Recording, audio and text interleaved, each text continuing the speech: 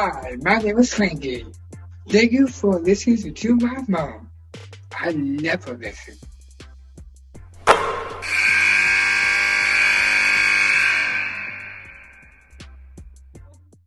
Hey, everybody. Thanks so much for tuning in to Nothing But Net with Debbie Antonelli. I'm your host, Debbie Antonelli, and we are just rolling right along with our podcast in the first couple of weeks. So I'm so pleased to tell you our guests today are the one and only Patty Broderick, longtime official, Hall of Famer in the Women's Basketball Hall of Fame, along with Lisa Mattingly, future Hall of Famer. Combined, these two ladies have 32 years of officiating. And that's just Patty. Combined with Lisa's 25. And then together, they've got 25 years calling the women's Final Four. So we've got a wealth of experience. We've got a depth of knowledge. And they're not wearing their stripes today. They're actually coming on the podcast like regular people that are responsible for officiating in our game. So we're going to break it down. So Patty, Lisa, thank you so much for being with us. Well, thanks for having us, Debbie. We're excited. So, Patty, I want to start with you because, after all, you are a Hall of Famer and you are somebody that has been around our game a long time. We're dealing with some new and unique set of circumstances this year with COVID. What's been the most challenging part for you in your responsibilities, assigning officials and, getting the right people in the right places for games? Well, this year, assigning it was really difficult. We're trying to assign a little bit more geographically, a little more regionally, trying to keep officials safe and out of airports as much as we can. So that's been a challenge. The biggest challenge has probably been the testing protocols. I coordinate 7 Division I leagues. Lisa has 6. So each conference or consortium has a different testing protocol, whether they're using PCR test or antigen test, whether they test 3 times a week, twice a week, an antigen test day of. So right now, I think we're spending a tremendous amount of time on making sure that the officials are tested, because if they're not, they can't officiate the game, and we're getting replacements or we're pulling them off the court. And testing is a little difficult right now because things are mailed through FedEx. FedEx has got its challenges with the holidays, so it's been logistically it's been tough. It's been tough. Lisa, every city, state, county has a different ordinance about COVID. There's different sanctions, there's different rules, there's different testing protocols, different conferences have protocols. Patty just mentioned the different consortiums inside officiating that have different protocols. What do you think has been the most difficult part for you to manage? Like, are you up all night trying to figure out this schedule, or how's it working? Because things change every 24 hours. Oh Lord, it's changing by the minute. Even I'll go to bed at midnight, and with the exception with Jill Brown, my assistant, we laugh. She's a night owl, and I'm an early bird. So we have every day of the hour of the day covered, except for about 1. So one of us goes to bed or gets up, and things have changed overnight. Lots of cancellations, postponements. The thing for me that I'm so fresh off the court still that, and Patty's been great at this. I mean, Patty was always, is and was my greatest mentor in this business. But, for me, I still worry about the officials, and, I want to get them from point A to B and safely. And, I still want them to have, a robust schedule. That's just not going to happen because things are changing on the fly. And I know what they put into it. And so when I have to make that phone call and say, hey, just got a call, your game tomorrow is canceled, just knowing that disappointment. But they've all been real troopers. With the disappointment, they just know that, we're all trying to do our part to make this game roll along. And hopefully we won't be limping across the finish line in March. We'll be actually getting to hold a real tournament. And I think that's the goal here. But for Patty and I both, it was difficult to start out with. We're used to having all of our scheduling done by mid to late September, and we didn't even have schedules until like November, wasn't it, Patty? I think. Yeah, so, it took a lot of stuff, control out of our freakishly want to be in control hands. One of the things I always admire about you guys as officials is how you travel together, how you work as a team, how you communicate together, and the educational piece that comes with it. Because, like for me, I want to get it right, and I want to know the rules, and I want to make sure that I deliver the rules properly on the air. And you guys are such a great source of education for all of us and people like me that, I don't mind getting that text from Patty in the middle of the game going, oh, you didn't say it right, or this is not the right rule, or you got to get it correct. And I love that. A lot of people don't like that, but you guys hold each other to an incredible standard of accountability. So much so that to me, it seems like at halftime, when you go in the locker room, if somebody missed a big call, block charge, or somebody didn't get it right, you guys have no problem trying to handle it at that situation to educate so you can move forward. You got to have some thick skin sometimes, not just what the crowd yells at you because they don't think, that you got it right, but just the way you hold each other accountable. Patty, how important is it for the moving our game forward that you guys have that kind of attitude when you call a game as a team? Well, Debbie, there's not anybody in the country who is more conscientious about their game than the officials. They're athletes. They want to get it right, just like you want to get it right. They mess up a call, don't hit a shot, make a bad call. It bothers them. It bothers them. And everything's on TV now. Everything. We have DV Sport. We have streaming. We have, there's not a women's game you really can't see now. So the fishbowl has gotten bigger and bigger. It's an aquarium now. So,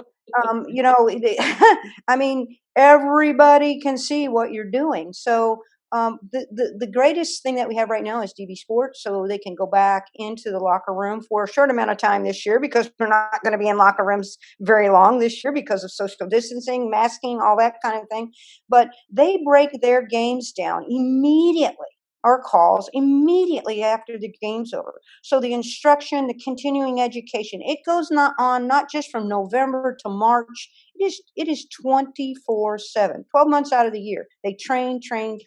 They break their video down. They get bulletins from the NCAA. They get calls from us. They get tested. They, there's just so many things that they have to do now. So, and they, again, if they miss a call, especially in the last minute of a close game, I mean, it's just like you might as well just, punch them right in the gut, because they didn't want that to happen. There's never anything maliciously, but they are human. Just like the kid who misses the free throw with 2 seconds left to go in the game. They are human, and they are going to make mistakes. And I don't know of any coach in the country, any player in the country that shoots 100% or doesn't make an assignment of pulling somebody in the game or out of the game, or call a play that, didn't work or whatever. Officials may miss 5-6 calls a game. Well, you know what? Out of 100 in a test, that's still an A. It's still an A. So, but in the last 2 minutes of a close ball game, it can change the outcome of a game. And I got to tell you, I've been involved in one of those games before, and it was a long time ago. And I can remember even every single solitary minute of that game, that call, how I felt today. And it was over 30 years ago. I agree with what you say about athletes and about being competitive, because that's basically what it comes down to. We all do want to get it right. And because in what we do, we travel with the officials a lot. I mean, I can't remember really ever getting on a plane post game and there not being an official that may have called the game, or somebody in the area that was an official. And every time I get on the plane with an official, the first thing they do is break out the film and start watching their game. It's really something that I wish more coaches and more people could see, because I know how hard you work for the educational part of it. So when we're in a year like this year, which is a non-rule changing year, is the educational piece of it harder with your officials, or is it more spending time on mechanics, more spending time on film watching? I mean, what are the things that you guys are doing in a non-rule change year, Lisa? Well, camp was unusual this year. We both had to resort to video breakdown with individual officials, so we got a lot of individual FaceTime with them on Zoom. Thank you, Zoom. And so it's hard, because you haven't seen people, and there's some folks that have been in hibernation a little bit, and maybe they don't get to talk basketball, except we've had a lot more study groups this year, I noticed. And so people want to talk basketball. They want to stay up to date, and watch video. And I do find that a lot more folks this year have been doing that, reaching out, wanting to mentor. I've heard from a lot of our young officials either requesting a mentor or saying, hey, so-and-so's helping me, or whatever. And that's the thing about officiating. There's always somebody willing to help that next group coming up, because we're all not going to stick around forever. Evidence, case in point right here. But I do think that it's been a little tougher. Thankfully, it's not a rule change year. That does make it a little bit easier, but with all the tables readjusting, benches on one side, tables on the other, there's some, the gym's going to look different for any of the fans that do get to come in. It's a little discombobulating to start with, for sure, for the officials. We've already noticed that. So, Patty, you guys are all innovators and masters of the craft. You guys work really hard at it, trying to get it right. I want to ask you about this. In the NCAA and basketball, they have a selection process that they go through, and they have actually, for the last 15 years or so, they have allowed coaches and some media to go to Indianapolis and actually go through what the seeding process would look like. Have you ever had any coaches want to get in one of your study groups? No, no, but I'll have to say a few things about coaches. There is more involvement, not so much with study groups, but there's more involvement. We had Zoom camps this year, and we had several coaches be a part of our Zoom camps, and officials were able to put in the chat and ask them questions, and that went really, really well.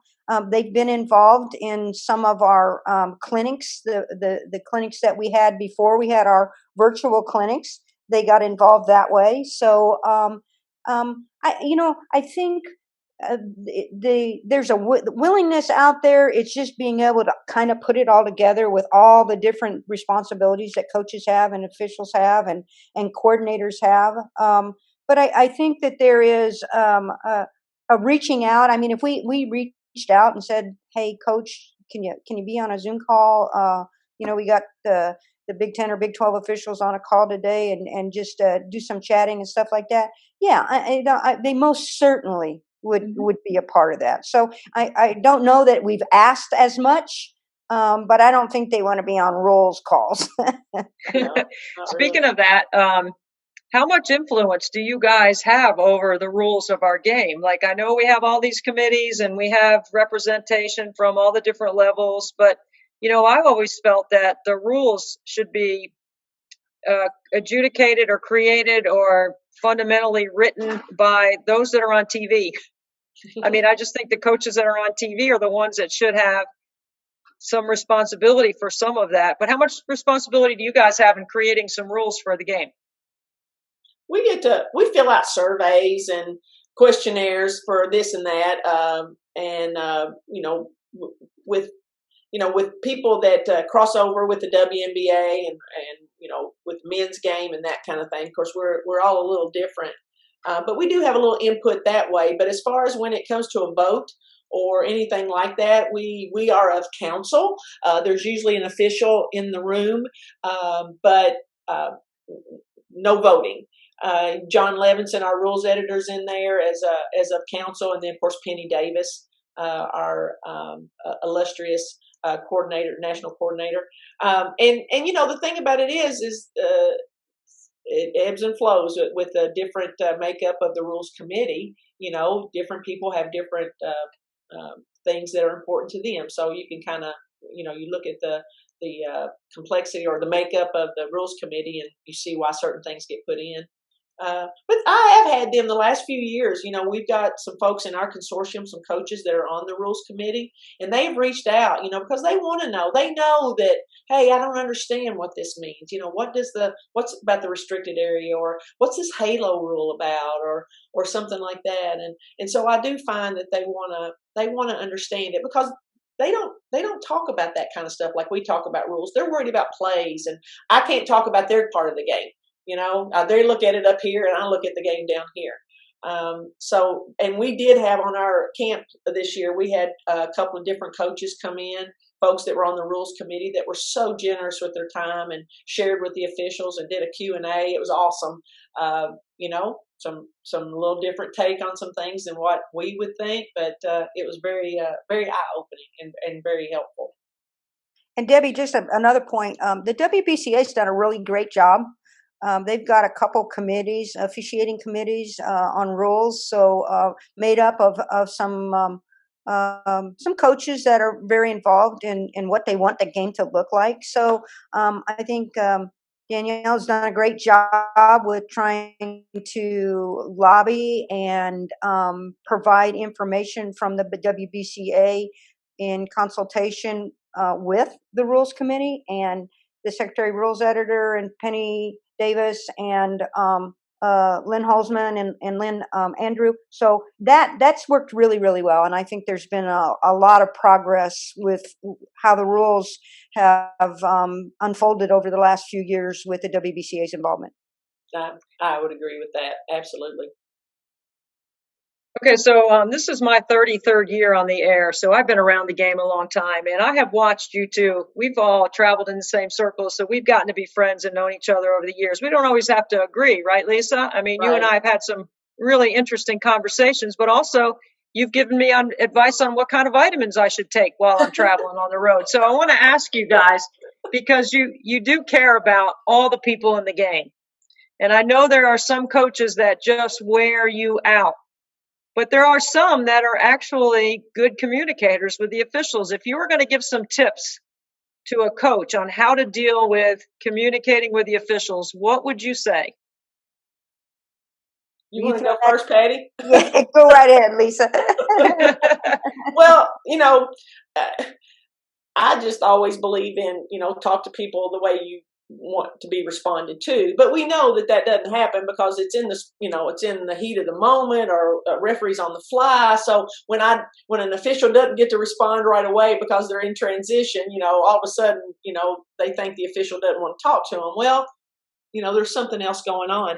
But we've got some folks that are really, really good. And sometimes you just got to bring a little levity to the game. I always appreciated it when somebody would be over there saying something, because then that kind of gave me a little, hey, I can come over here and tell them that, man, that was not a good look. I didn't have a good look at that, or it kind of breaks the ice, if you will. So I always appreciated that. We've got some folks that all they want they don't want the official to engage them. Don't talk to me. Don't talk to my players.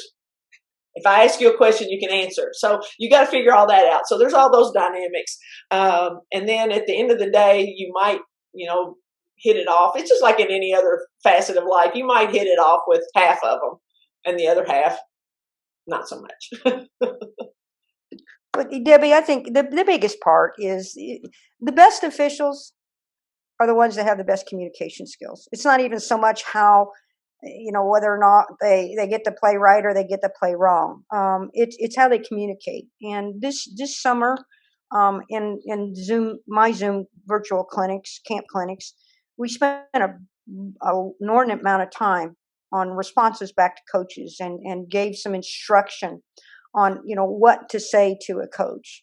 And they're short responses. And Lisa mentioned one of them. Coach, what did you see I didn't? Coach, you might be right. Coach, that was not a good call. And you know what? You can vent here for a little bit because you got something to vent about. And I'm not going to miss it the next time. And it's that kind of personality that we really, really are trying to train our officials with. It's a people person business. You got players, you got coaches, you got administrators. Everybody's got different personality. You got some don't want you to talk to them. You got some that want to talk all day long. And so our job is to manage all that.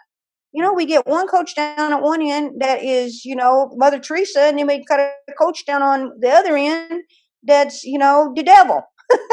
So, but we have to balance that. We have to balance that. And if you understand that this is a people person business, and you have to figure out the different kind of personalities that are in there with your communication skills and your responses, you can deter somebody from jumping off the building. So we always say, when they go to a 10, nuts, you got to bring them down to like a 6 or 7. Say, hey, coach, I'm right here. It's okay. Calm down just a little bit. I am going to listen. Please get your hands down. I'm going to talk to you. You don't get your hands down, we can't have a conversation. Pull your mask up is what we're saying this year. Pull your mask up. And that includes over your nose, not just your mouth. So, and you have to bring some kind of, like I said, some kind of humanity to it, some kind of personality to it. And you'll be successful. And so we spend a lot of time on our officials trying to get them to understand that piece of it. This is not X's and O's. This is communication.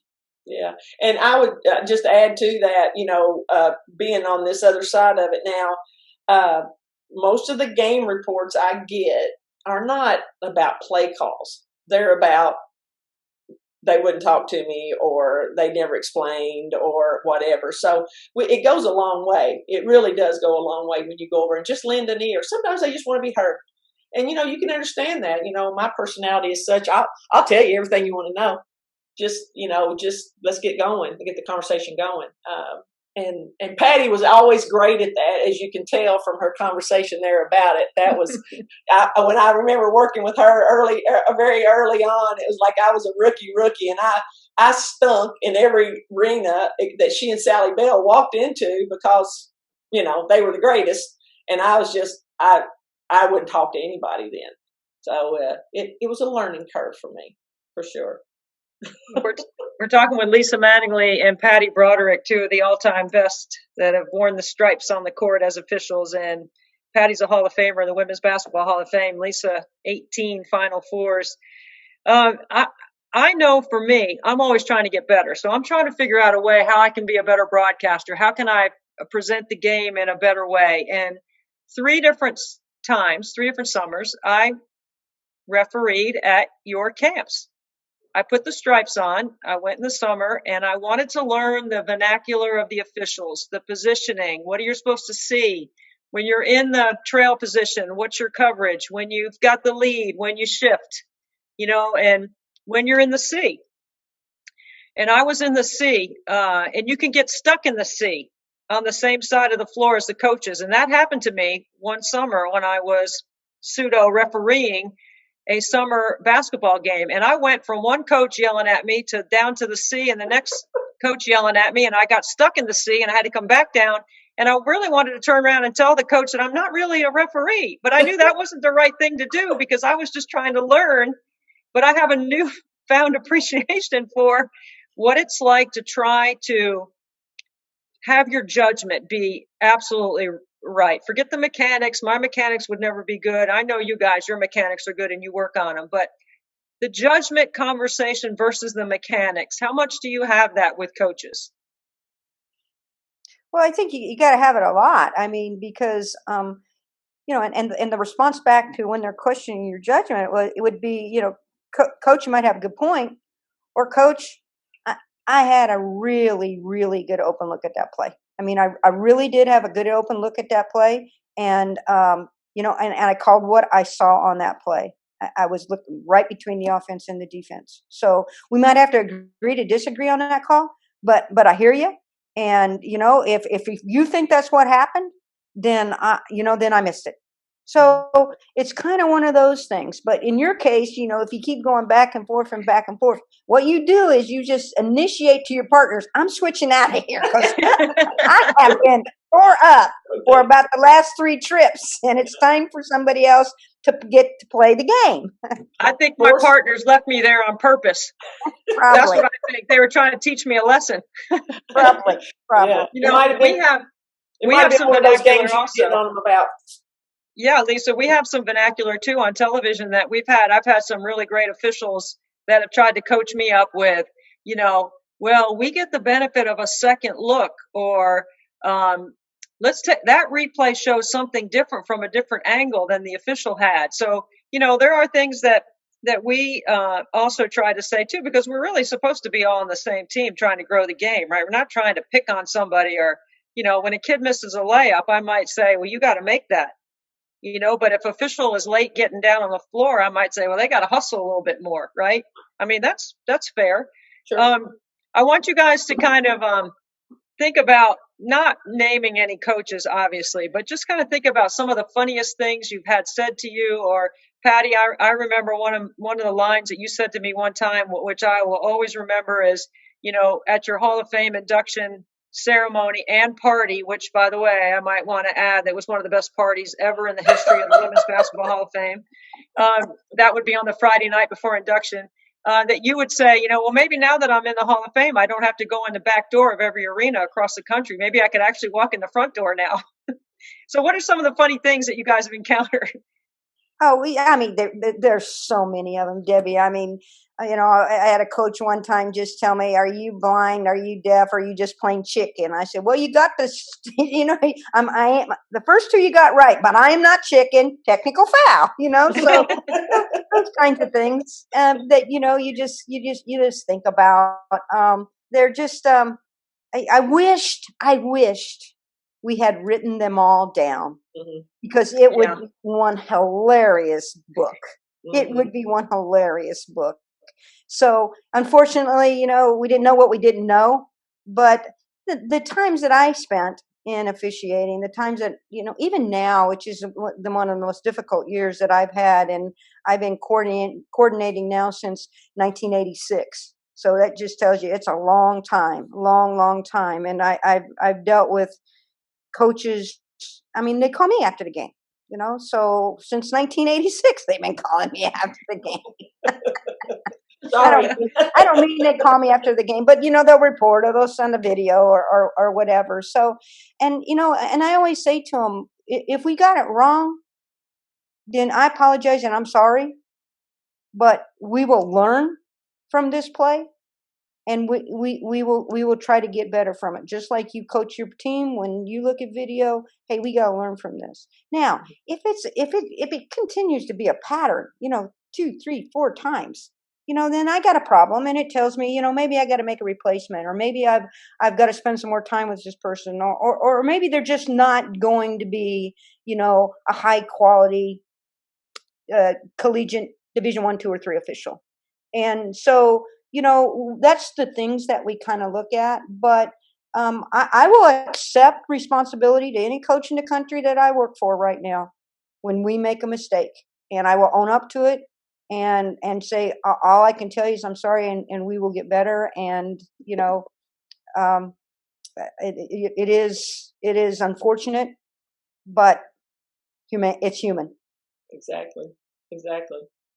I got a funny story, a couple of funny stories, but I've forgotten different pieces of clothing, and I know Patty has too. And but there was a coach said to me, I saw him. We were down in San Antonio. I think it was back in 2002, and so everybody's walking along that boardwalk or river walk there, and I was just out in street clothes, and this coach had a whole bunch of. They were in the tournament and had a whole bunch of people around them and whatever. And I kind of threw my hand up and said, "Hey, coach, good to see you," whatever, and just kept walking. And they stopped and turned around and came back and said, "Hey, I didn't recognize you with your clothes on." And it was because they weren't used to seeing me without the stripes on. So I tell that story all the time because I thought it was just hilarious. And then Pat Summitt one time was down at Ole Miss, and she cussed like about a call that I'd made on one of her post players. I mean, not a filthy word, just the cuss word. And I just turned around with my mouth open, and she goes, "What?" And I said, "Well, I've never heard you cuss before." And I guess Mickey and Holly were down there about to roll out, and she said how terrible the call was. And she looked at them and she said, "Well, it was."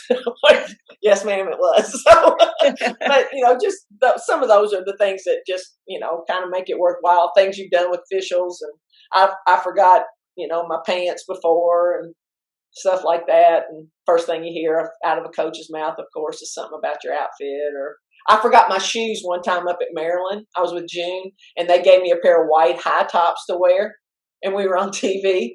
And so those people to this day, I see the sport, whoever the sport administrator was at that time, he sees me, he goes, "You got your shoes?"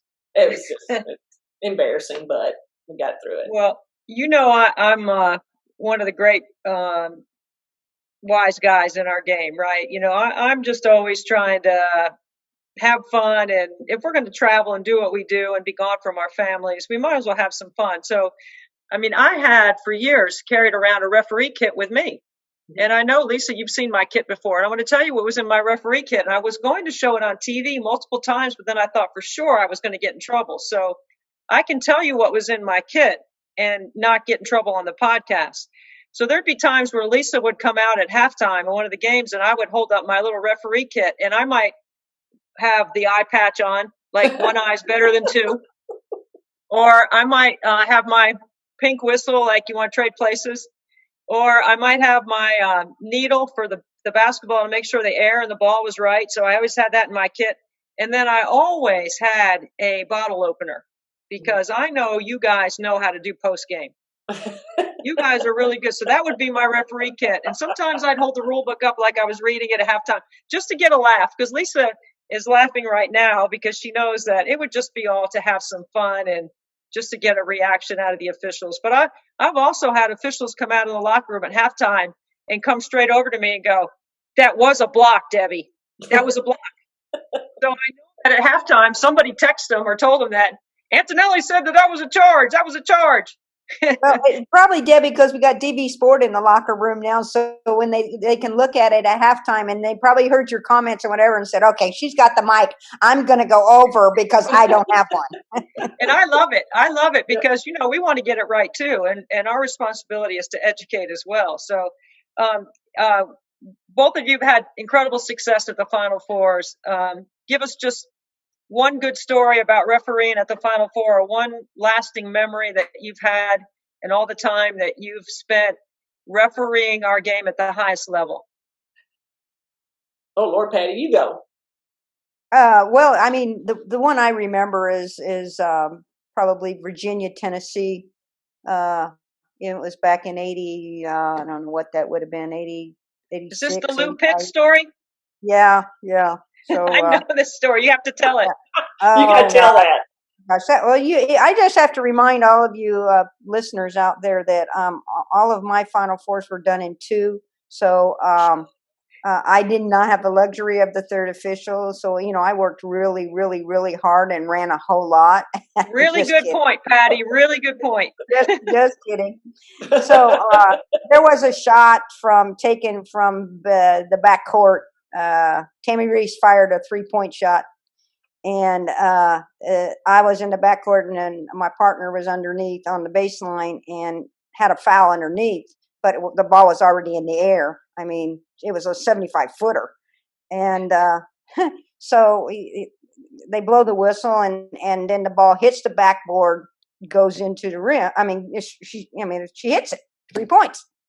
So I go running down 75 feet to my partner to say, "Hey, good basket.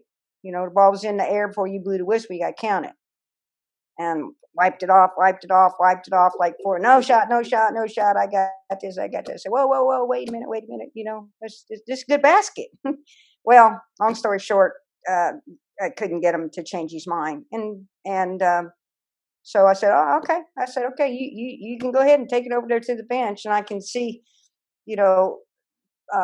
Virginia coach Debbie Ryan standing there, and again, it was just one of those things where you couldn't get them to change their mind and count the basket. So we ended up going into overtime, and at the time, I think Virginia was up and Tennessee was down, and then we went into overtime and ended up Tennessee won. I think it was 87. 80, wasn't they? Is it 85, 87? I think it was 1990 maybe. Okay, who knows? I've lost track of all those times, but 89, maybe 89, because anyway, it's a Dawn Staley story also, because Dawn was on the court. Dawn was on the court, Tammy Reese, and Dawn and Dawn remembers it, and Debbie Ryan, God bless her. I was inducted into the Hall of Fame with Debbie Ryan. What I said the craziest thing ever, and and we talked about it over the years, and even with Dawn, we talked about it over the years. So, but it just, for whatever reason, it is what it is, and that's what happened. But I think about it today. Now, there was opportunities for them to come back, and maybe in overtime they could have turned it around, and it didn't. It's just the fact that it went into overtime, and I still think about that today, and that was that long ago. So, but I gotta tell you, the Tammy Reeses and the Debbie Ryans and the Don Staleys and the Pat Summits and everybody was involved in that game at that point in time was afterwards so gracious, and so it is what it is, and it is what happened. Was it anything done maliciously or on purpose? Absolutely wasn't, but it was one I'll never forget. And I've heard that story so many times, I can tell it. It's a great, great story. God rest Lou Pitt. Yeah, that is true. I don't have anything to compare to that. Just a lot of good memories, and I remember the 98. I was a standby, and the hotel was terrible. That was a bummer. The 99 was my first one. And that was very memorable, and sadly that's the year Patty lost her dad, and so one of my biggest supporters was not able to stick around for that game. I hope that's okay, Patty, I mentioned that.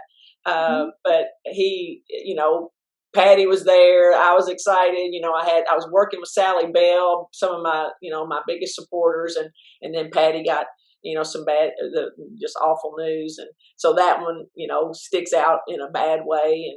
And then just other times when the overtime, 2006, first time or I think it was the only time in my memory that it had gone into overtime, just super exciting. Two ACC teams, it was awful fun. And the year that Notre Dame and Purdue were in the final, and Ruth Riley hit 2 free throws to win it. I didn't have the foul, thank God.